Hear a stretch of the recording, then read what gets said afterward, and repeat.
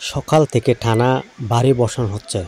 দর্শক, আপনারা দেখতে পাচ্ছেন যে চিত্রটি দেখতে পাচ্ছেন, এটি হচ্ছে কক্সবাজারের কলাতলী সড়ক। এই কলাতলী সড়কের মধ্যে পাহাড়ি ঢালু বেয়ে নেমে আসা এখন পানি, বৃষ্টির পানি এখন রোডে নেমে এসেছে।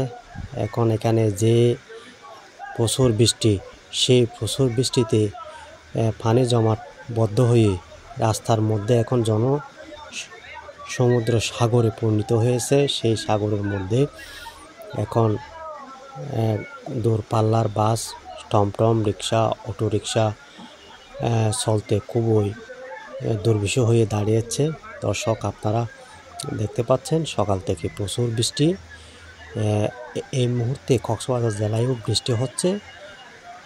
কক্সবাজার জেলাসহ বিভিন্ন উপজেলায় প্রচুর বৃষ্টি হচ্ছে।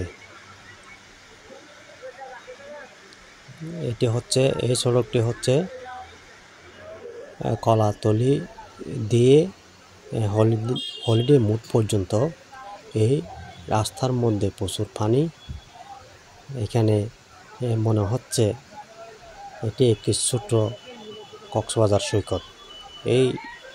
এই কক্সবাজার সৈকতে আরেকটি নতুন সৈকতে রূপান্তরিত হয়েছে।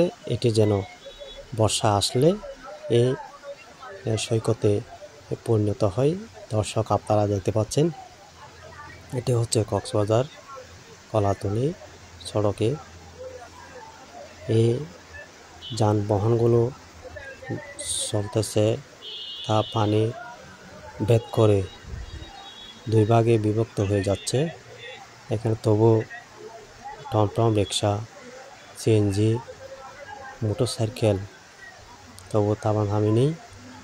দেখতে পাচ্ছেন আপনারা প্রচুর বৃষ্টি, সকাল থেকে প্রচুর বৃষ্টি। এদিকে